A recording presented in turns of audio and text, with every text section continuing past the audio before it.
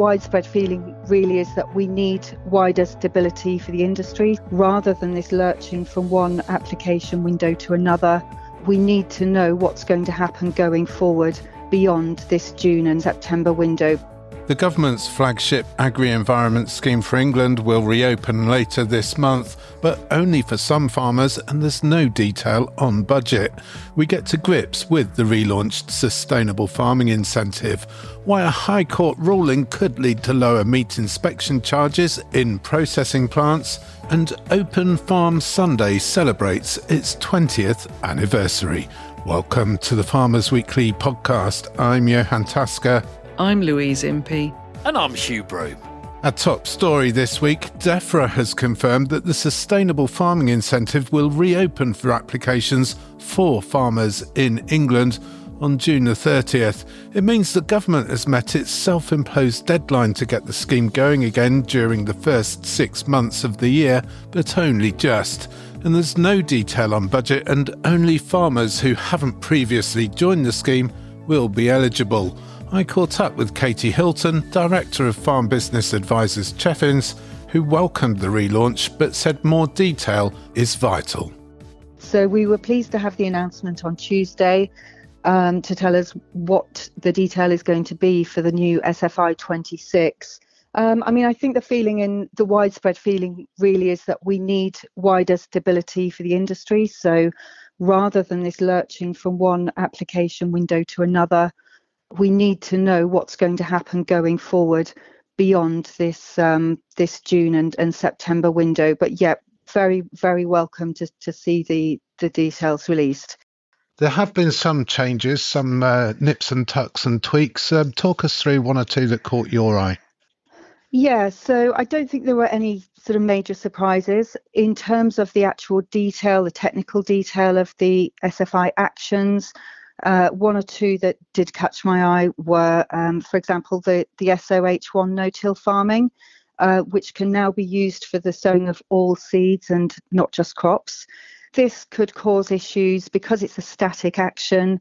It has to stay in the same place for the 3 years. So if you were a farmer who had, say, the CNUM3 legume fallow, and you wanted to rotate that around onto land that you'd initially put down for SOH1, that would cause issues. So that's just one example where that could perhaps catch people out. So it's welcome news to see that can now be used for other sort of non-crop sowings as well as the crops themselves. And a bit of a development, Katie, in terms of the amount of land that can be taken out of food production and put into some of these SFI options. Yes, so as you know, we've got the area caps now for SFI 26, which means that no one application or one farm can enter more than the 25% of their land area into a combination of SFI actions that take land out of production. But interestingly, the CNUM3 legume fallow action isn't included in that list of limited area actions. So there's no 25% cap on that, although it does now come with a lower payment rate of £532 a hectare. So just something for farmers to look out for. Another thing to look out for in terms of payment rates, a little bit of initial confusion over winter bird food. Defra initially suggesting that was going to be held at a payment of £853 per hectare, only to then reduce it to £648. That figure coming after the initial announcement. Well, I should point out that when the announcement was made on Tuesday, that option, or that action, I should say, was published at a rate of £853 a hectare. However, I have noticed that was quite quickly rectified, and the rate has actually now been reduced down to the level that we were expecting initially. So yeah, I'm afraid that has been reduced, but initially did look as though it was going to be held at that higher rate. What are you advising your clients in light of all of this? I mean, we don't know the final budget. There are still, as you say, some unknowns out there. What are you telling farmers to do? So we're currently telling farmers to be as prepared as they can be, especially because we're heading towards a busy season for them here in the east. People will be turning their attention to harvest before we know it. So because the application window isn't opening until the end of this month, it just means that we're going to be as prepared as we can be. And that's what I would say to all farmers, so that they've got the detail, they can get their applications ready just to get into the portal and applied for at the earliest opportunity. Because as you've just pointed out, we don't know what the budget allocations are for this first round and indeed for the second and going forward. So that's Katie Hilton from Cheffins. Louise, as Katie was saying, they've just got this over the line with this 30th of June application open window. Yeah, they've squeezed it into the month of June, haven't they? Actually, I understand that a few people will be invited to apply a bit earlier, I think June the 18th or from June the 18th. And that is so that they can ensure that the application system is working and working well. So there will be a very few, but earlier applications that. But otherwise, yeah, June the 30th is the date. It's good that they've done that, and it's good that they've shared the guidance. But, as always with the SFI, there are still an awful lot of questions. And really, I hope Defra is listening to this podcast this week, because everywhere I go, the question that is being asked is, what is going to happen to those people who already have agreements which come to an end in the next, say, 9 months or so? And actually within that, I include the people who had the 1-year extension for their countryside stewardship schemes, because we don't know what the budget is, and we don't know how long the money will be there for and when it will run out. So for anybody who's already got an agreement, there are so many questions about what they're going to do. Will they still be able to get into this scheme? Will there be an SFI 27, for example? So, yeah, June the 30th is our start point, and that's actually for small farms of under 50 hectares, and I really don't know why they've done that. And for those people who don't have a current agreement. But everybody else has got to wait until September, and we know what's going to happen then. There'll be a real rush. And I wonder how that will all pan out and how long the money will last. Yeah, budget, of course, a huge concern after the last iteration of the scheme ran out of money very, very quickly. And Hugh, you are one of these farmers with an application due to end next March. Who knows whether there'll be any money left by then for you to renew your application? Yeah, 31st of March, it runs out, or it will run out. Who knows what happens? But I'd like to meet someone with an under 50 hectare application. Podcast at fwi.co.uk. Write to us if you're one of those people, because I've not met anyone that's got an under 50 hectare application. I'm sure there'll be 4 or 5, and they might be able to test the system with them. They're a bit elusive. So I don't know what we're going to do. Well, we'll see what happens, and we bumbled along last time, and then we got it in and it went through. And to be fair, I have to say, when I applied, I think I've said this before, once I sorted out my land use codes, the system was absolutely fine. It went through. It took several times to sort the land use codes out. Once that was done, it was wham, bam, thank you, man. It was all done within about, a day, 24 hours, done, signed. And then it literally started 10 days later. That finishes at the end of March, March 31st. So there's some wild bird in there, just a few hectares of that, lots of field margins, some SAM 3, not a huge amount. But yes, it will be interesting to see if we can roll over that or if we can carry on doing it. Those margins, same old thing, isn't it? Like loads of people, those margins have been in a scheme of one form or another since 2002 in our case. So they do a good job, and we've got 97 species of birds, according to my bird mad father-in-law, on the farm across about 100 hectares, and we're doing lots of other stuff. So yeah, it'll be good to keep it all going. But it is ridiculous. But look, it's to be expected as well, isn't it? I mean, nothing's off the table with this lot. And to be fair, the previous lot was equally as bonkers when it came to how they managed this. So it would be good to know so everyone can get their stuff together, because I'd imagine, Louise, for many of your arable colleagues, I know certainly for my arable colleagues, the cupboard is very definitely bare. And at the moment, as the saying goes, every little helps. Oh, absolutely. And actually, for some of the bigger farms, the maximum funding cap of £100,000, that is, well, they've got some decisions to make about, if they've got an existing scheme which is greater than that, and a lot of them have, they've then got to decide what they pull out of or what they don't do going forward to make that work. So that's quite difficult, actually, to make those decisions. Remember, as we've always said, this is a long-term business, farming. So this is why we need more clarity on this scheme and how it's going to operate, next year and beyond, so that people can make their plans.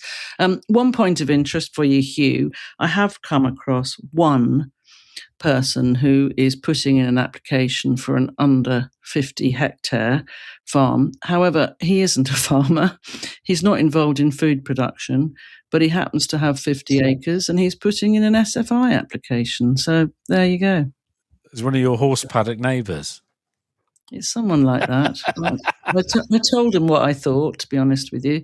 But there you go. He's going to push ahead going on June the 30th and he'll be getting, I can't remember what he said, I think it's £9,000 a year. So thank you very much. He doesn't need the money either. Well, that's the thing, isn't it, Louise? The right money needs to go to the right people, and we do need to know this budget, and we need to avoid a repeat of the situation that happened last time when the budget ran out. What have Defra said about this, Louise? To be fair to Defra, they did say they would give warning as the budget starts to get used up. We will be given markers as to how much of the budget has gone and so on and so forth. Maybe with that cap that they've introduced, it will make the money go much, much further and everybody will be happy, but we'll have to wait and see about that.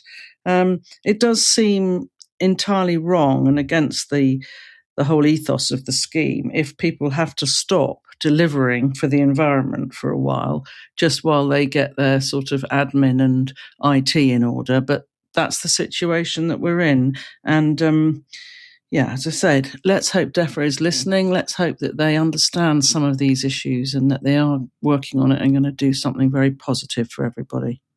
The Farmers Weekly Podcast. The Farmers Weekly Podcast. Now, a High Court ruling could see lower meat inspection charges after a judicial review brought by the Association of Independent Meat Suppliers, or AIMS, supported by the National Farmers Union and the British Meat Processors Association. The ruling confirmed that the Food Standards Agency has been charging excessive amounts and wrongly charging for the supervision and management of official vets and meat hygiene inspectors. Hugh caught up with NFU Chief Livestock Policy Advisor John Royle, who said other charges were wrong too. They were charging for full rate for novice vets and temporary registered novice vets, and there wasn't enough transparency of what made up the charges to the industry. So, we're paying, it seems, for back office activities within the FSA that shouldn't be lawfully charged for. And in terms of going forward now, I mean, it's likely that the FSA are going to appeal against this decision. Well, they've sought leave to appeal, certainly. But I mean, I think, the meat industry and discussions since that, they feel the judgment was extremely strong and it really conclusive. So, we'd hope that appeal didn't follow through. And now it just brings to light really that we're just right for an independent review around the agency's cost structures and workforce management and delivery through third-party providers. Is it efficient? Is it too bureaucratic? Because overall, the burden on red meat processing business is too significant and something needs to change. And this comes at a time that the FSA were consulting on a whole new set of charges, which would have had a huge impact on all plants, but particularly on those smaller, lower throughput plants? Yeah, well, we've seen. I don't think the bills have quite landed yet, but certainly processors will be receiving bills with the inflationary increases. I think it's for April and May. But yeah, there's a current live consultation on the future of the discount scheme, where the discount is applied or provided to those smaller premises. And I think, again, industry's got some real issues there, and that it doesn't really drive efficiency. And where we've seen consolidation and where we've got sort of small, medium-sized plants that need to take up some of that slack, there's no real incentive to do that because they would lose their discount. So you're seeing, charges for official controls, if they tipped over the threshold in terms of number of animals processed, they will see their official controls charges bill, almost double. And that just simply is not cost effective. And John, these small plants, I mean, they're obviously really important there are a lot of smaller producers, and they do, well, not always small producers, but there are a lot of farming producers producing stock that have local markets, be it straight to consumer or into catering. These small plants are absolutely vital to those producers.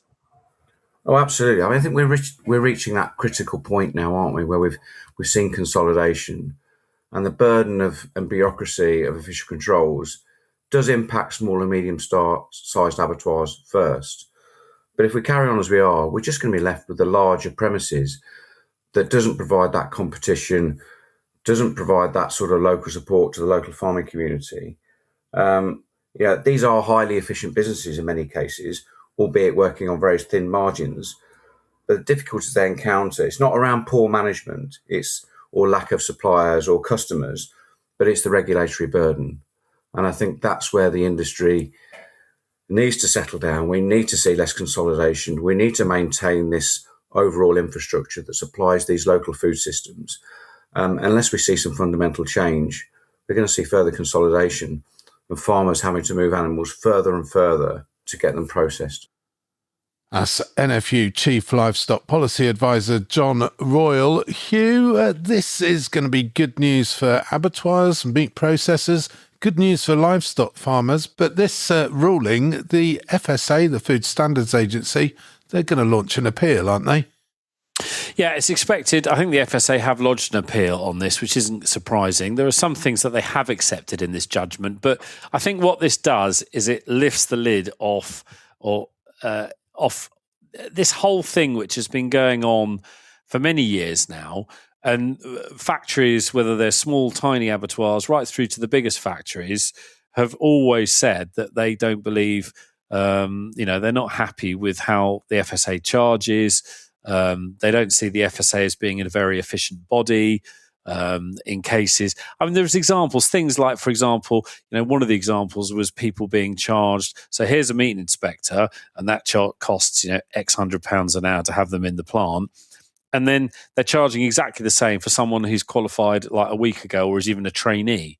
It's things like they're being charged for enforcement. So they turn up and do an unannounced and charge you for that.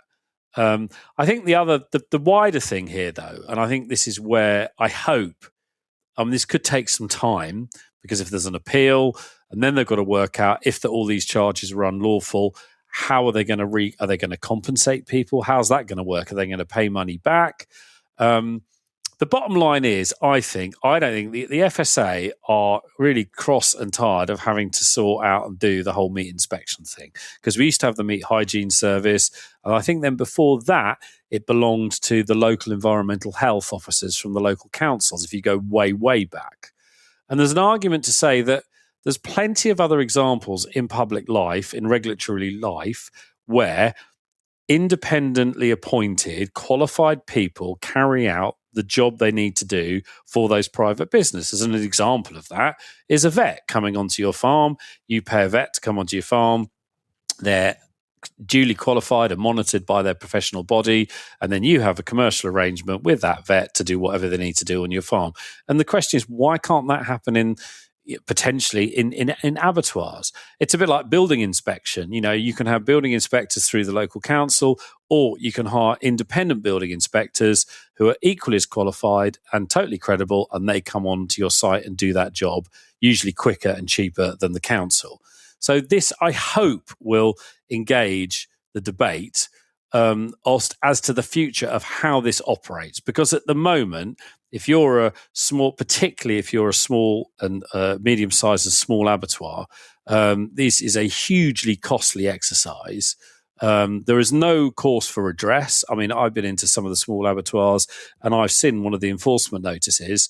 This example, for example, where they turned up, they did the full annual audit, gave the place a green light, all good. 3 weeks later, they turn up to do an unannounced audit and find a tiny problem with a draft excluder on the roller shutter door. And not only do they then charge the abattoir owner for the pleasure of them turning up to spot what they'd missed a few weeks before, they then give you an enforcement notice. And it says at the bottom of the enforcement notice, FSA, and it says this in bold print, FSA decision is final. There is no cause for appeal. I mean, it's like living in Germany in the 1930s. So you can understand how frustrated people have been. And these small plants out there, Hugh, they must be hoping that there'll be some sort of relief for them, yeah? Yeah, I hope there is. I mean, it could take some while to untangle this and sort out what needs to be sorted out. Don't forget also that they're about to be hit by charge increases inspection charge increases, which was scheduled to happen at the start of this financial year.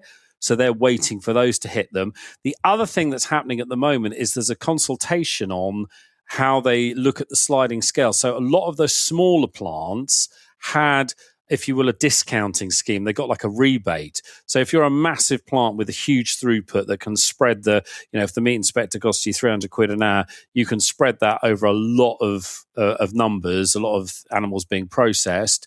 Then if you're a small plant, there was this rebate scheme where you got some subsidy against your charges.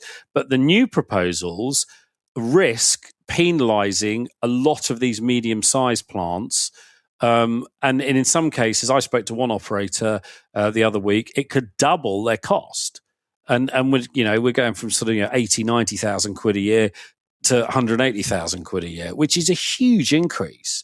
And these medium-sized plants, the small plants, some of those will escape this, these particular charge changes that they're proposing.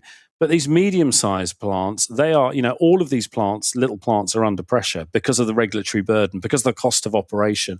But they provide a hugely valuable service, obviously, to those producers that choose to process locally and perhaps sell their food or their meat back to restaurants or sell it back in box schemes direct to consumers. There's a whole load of stuff. And it's not just those artesian producers as well. There is a heck of a lot of volume that is picked up by these medium-sized plants, which ends up in the general wholesale market, might end up in food service. So they are hugely important. And at the moment, lots of these plants, we've seen so many close over the last 10 years, and so many of them are teetering on the edge of collapse at the moment that, this is good news for these plants, but we need a fast resolution to this, and we need a huge review of how this regulatory burden operates in these plants and how we can do it in an effective way which doesn't saddle them with such huge charges, because it's just absolutely debilitating for these businesses. So they'll be really happy about this judgment, but let's hope we can see some fast resolution and then ultimately some restructure and come up with a better system which delivers for everyone, consumers, abattoir owners, and for farmers and producers. The Farmers Weekly Podcast. The Farmers Weekly Podcast. You're listening to the Farmers Weekly podcast. Welcome along wherever you're listening to us from. You can email us podcast@fwi.co.uk. And if you're in the UK itself, you can message us by texting the word farm followed by a message to 88440. Lots of correspondence this week, much of it about last week's Red Tractor item. We did, of course, cover Red Tractor last week, that independent report looking at progress or lack of progress in developing farm assurance schemes. Hugh, that item generated lots of responses, including from Red Tractor themselves. Yeah, they have reached out to say they're disappointed with some of the comments that we said. But I think we reflected some of the frustrations that were there. And I acknowledge again, loads of people have been working hard on reforming stuff within Red Tractor in that business. I don't for a minute deny that. And I did say that last week. And yes, they've done press releases, and yes, they push stuff out there to say, haven't we done this, that, and the other? But the reality is, I think for a lot of producers, it's still really slow. The evolution is not evolving quick enough, and people want to see some change, and they want to get behind they want assurance. They want to get behind it. They want to believe in it. And at the moment, that is missing. And look, they've extended the hand, and we're going to be delighted to meet some of their people and perhaps their new chief exec at Cereals next week and talk it over with them. But there's a lot of work still to be done. A lot of work has been done. There's lots still to do, a heck of a lot. Yeah, we will be meeting up with Paul McLaughlin, Chief Executive of Red Tractor, hopefully at the Cereals event. Louise, you've also had feedback on the Red Tractor item that we did, including from arable farmers who said, well, Hugh got it spot on. Yeah, that's absolutely what they said. I've had quite a few messages, actually, and comments made to me when I've been out and about. Yeah, and they're mostly arable farmers. And I mean, as one of them said to me, and again, by message, he said, I thought Hugh was absolutely spot on with what he said about Red Tractor.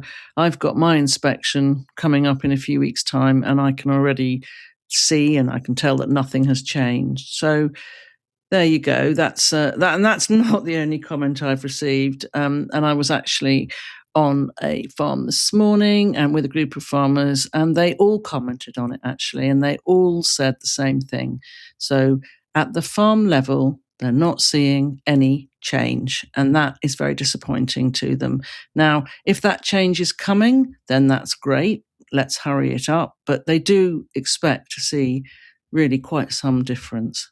Yes, both Louise and Hugh have said farmers want assurance. They want to believe in farm assurance, but they need it to work for them. And as we said, we will be meeting up with Red Tractor CEO Paul McLaughlin, hopefully as soon as the Cereals event. As soon as we do get that interview, we will, of course, bring it to you. Now, also at Cereals, on the first day of Cereals, that's Wednesday the 10th of June at 2:00 on the Farmers Weekly stage, we'd love you to come along to be part of a Farmers Weekly podcast live. We're going to record an episode of the Farmers Weekly podcast live on the stage at Cereals at Diddley Squat Farm, and we'd love you to come along and be part of that recording. We're going to be asking the question, is it worthwhile? Will it be worthwhile growing cereals, drilling cereals this autumn? Will it stack up financially,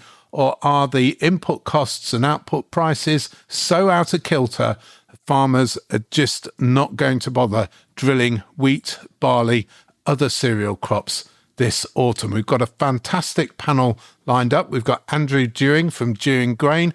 We've got Jamie Burrows, NFU Combinable Crops Chairman. We've got Claire Lehman from NIAB. And we've also got Sasha White from the AHDB. And who knows, we might have a very special guest there joining us too. So that's 2:00 on Wednesday, the 10th of June on the Farmers Weekly stage at Jeremy Clarkson's Diddley Squat Farm. Louise, autumn drilling, we're not even at harvest yet, but autumn drilling very much hanging in the balance. Is it going to be worthwhile? Is it going to be worth putting seed in the ground this autumn? A vexed question which is exercising the minds of many, many growers, of many of our listeners, and we'll be getting to grips with it. Yeah, we will. It's a big question, isn't it, at the moment? And having been out and about a lot this week, I'm getting wet on most days, but there are quite a few people still not sure what they're going to do this autumn. And then, of course, that has a massive knock-on effect on everything, whether that's seed supplies, fertilizer supplies, whatever. But some very difficult decisions need to be made. There are some people saying, well, I'm going to put more grass down, grow wheat, but grow less wheat. I think oilseed rape will be a beneficiary because if you look at the sort of figures and the margins from the last harvest, oilseed rape, where it yielded well, it outperformed winter wheat. Well, that was a new one on me. That hasn't really happened before. So, yeah, there are lots of things that people want answers to, want to know. Are they going to drill cereals? Well, we'll have to go around and ask some of them and find out what they're thinking. Yeah, 2:00 Wednesday at Cereals on the Farmers Weekly stage. See you there. Growing wheat, certainly not a black and white decision. Hugh, also in the news this week, a brown and white decision when it comes to eggs at Sainsbury's. Yeah, exactly. Actually, Sainsbury's coming under fire from William Sitwell, the food critic in the Telegraph. They announced earlier this week that they're going to start some of their own label eggs are going to be white eggs. From sort of like white leghorn type chickens as opposed to the sort of traditional Isa Brown, Lohman Brown type hybrid chicken. Now they're saying that, these are better for the environment and they help to get to their net zero thing.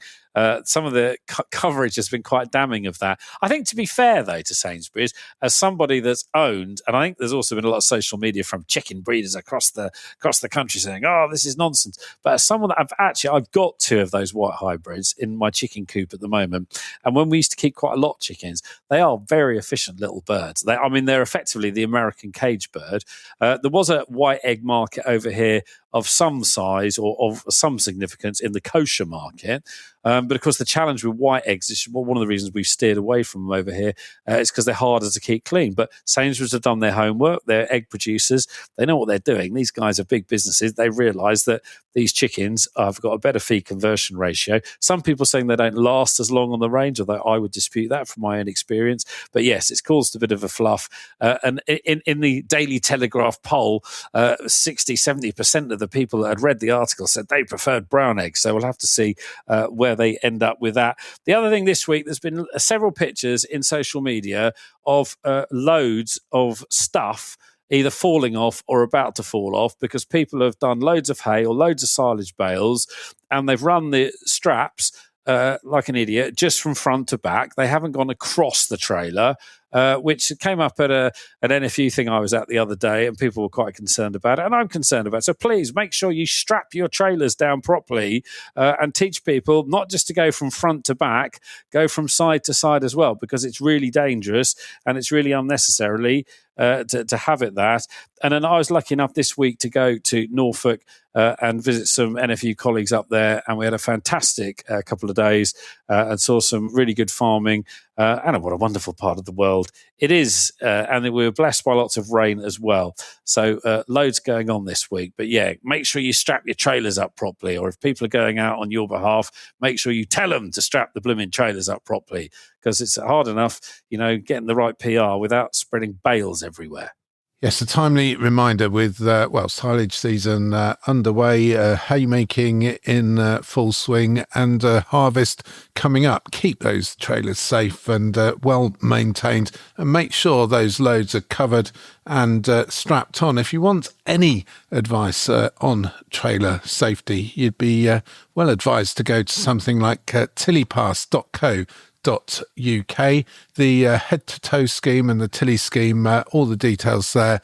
Keep yourself safe on the roads and in the field. We'll put a link to the Tilly Pass on the show notes page of this episode of the Farmers Weekly podcast. Hugh, time for the markets, I think. What's happening this week? Thank you very much, Johan. Finished a deadweight this week. Slips another 3 pence, 593.4. It's well below that £6 mark now. A year ago, it was the bid price of the devil, 666.6. That's a long way from where it is now. So 593.4. Some talk, though, of, again, live ring prices. Not many cattle sold through the live ring, but live fat prices seem to be firming up this week from some marts. The live price would reflect that. The average finished steer live weight price, 344.1. That's up by about 4p on the week. So some good news there. On to the sheep rings, and prices still going bonkers there. SQQ dead weight this week, 943.1. Just edged back a penny, but still really hot, that price. The live weight, 468.8. That is up penny on the week. Pig price, actually, SPP has actually edged forward a penny. It's the first time it's done it for weeks. 180.2. Have the pigs bottomed out? Let's hope so. And then on to the arable markets, where it's another picture of, actually, it's pretty rubbish this week. There's no hope in this week's charts. Feed wheat, 181.50. That's dropped about £3 on the week. Milling wheat's dropped £3 or nearly £4, £3.90 this week. It's back down to 190 dead. Feed barley's, that's just dumped off nearly £5. It's dumped off £5 exactly this week. It's £150.60, the spot this week. So whether the realisation, perhaps the American drought isn't going to be a bad, perhaps inventories are higher than people thought as we head towards this year's harvest. And of course, we've had some rain. So for those spring crops, there's a bit of fill up there as well. All seed rate, 466.7. That's dropped back a tenner on the week as well. Field peas, 202.1. That's dropped back nearly £5. Feed beans, 234.50. That's dropped back £1. And the red diesel price, that's dropped back as well. So that's a good thing.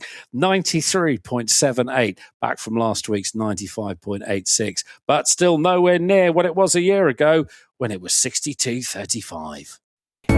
The Farmers Weekly Podcast. The Farmers Weekly Podcast. And finally, this weekend is the 20th anniversary of Open Farm Sunday, the annual celebration which sees farms open their gates and welcome in the general public. More than 3.5 million people have visited a working farm since Open Farm Sunday, launched in 2006, learning more about the vital role farmers play in food production, the countryside and rural communities.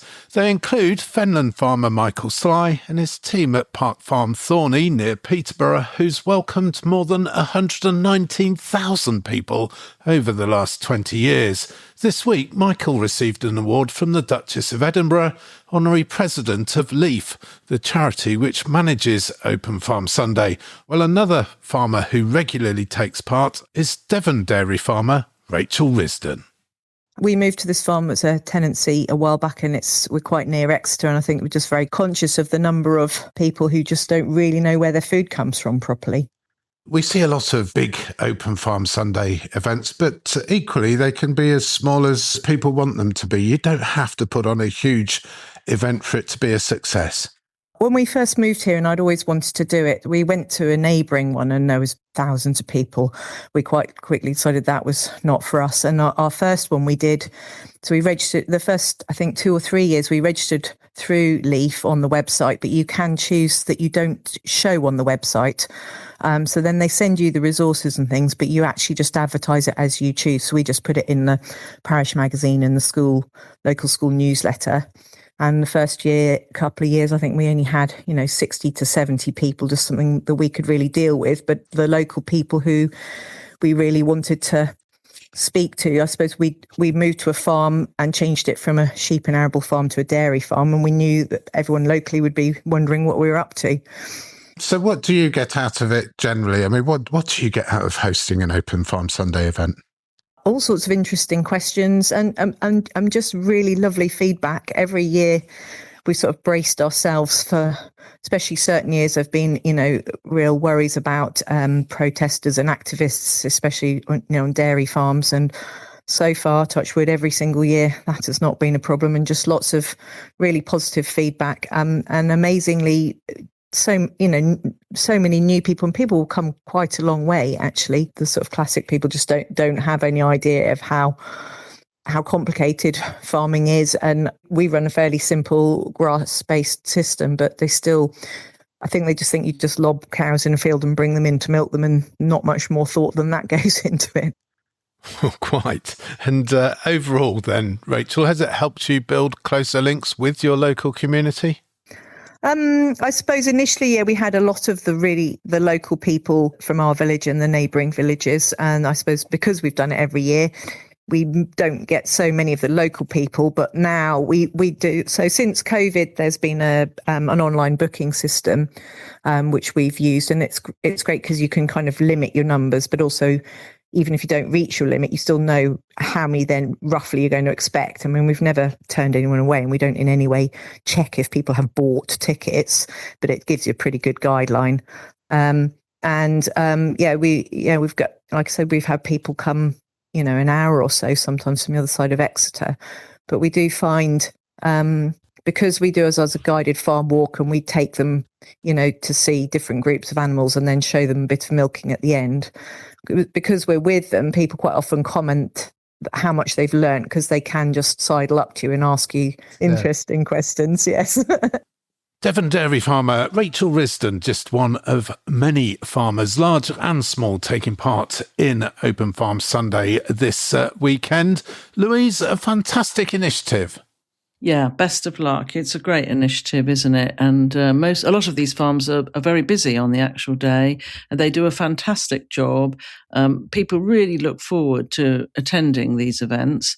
That's the general public, I mean. In the past, I have helped out with it on a local farm, and it has actually been a really rewarding day, and I've thoroughly enjoyed it. It's hard work, goodness me. They had a lot of people coming through the door, but it's enjoyable, and you see how much, especially the children, you see how much they get out of it. So I think it's great. And 20 years this has been going now, so that's a fantastic achievement, isn't it? So Hugh, are you going to be doing Open Farm Sunday this year? Well, it feels like we're Open Farm Sunday every Sunday here with the amount of footpaths and public access we have. No, I'm not doing it. But we've done lots of other events where we've had people onto the farm in farm tours and all that sort of thing with local groups. But we're not doing it here this week. But it's a great thing, as we know. And as you say, it's amazing that I can't believe it's 20 years since it started. And that is a lot of people, a lot of bums on seats over that 20-year period, going onto lots of different farms. And I think it's a reflection, isn't it, of how the whole narrative has changed in terms of farms and the public and the public interaction with them and all of that sort of stuff. It's hugely, hugely different to what it was 20 years ago. And that is something really to be celebrated. And also for all of those people, we've all done our bit, doing tours, hosting school groups, pat on the back for 30 seconds, then shut up and get on with it. But there is something to be recognised there. And I think there's some amazing work been done. And a big pat on the back for Michael Sly, Cambridgeshire farmer. His first event back in 2006 had 12 visitors. The farm has since welcomed more than 119,000 people to Open Farm Sundays over the years, Louise. Yeah, that's a great effort, isn't it? And I think his farm's open for the whole weekend, isn't it? The 2 days. So lots of people, rally around to help. But, he's masterminded that. And it's been a really, really popular event. So fantastic. Well deserved. Well recognised. Yeah, well done, Michael Sly and the team there at Park Farm Thorney, and well done everybody else taking part in Open Farm Sunday. It's great to see all that hard work being recognised. That's it for this episode of the Farmers Weekly podcast. We'll be back next week, but do remember, we'll also be at the cereals event. Do come along 2:00 to the Farmers Weekly stage and be part of our Farmers Weekly podcast live.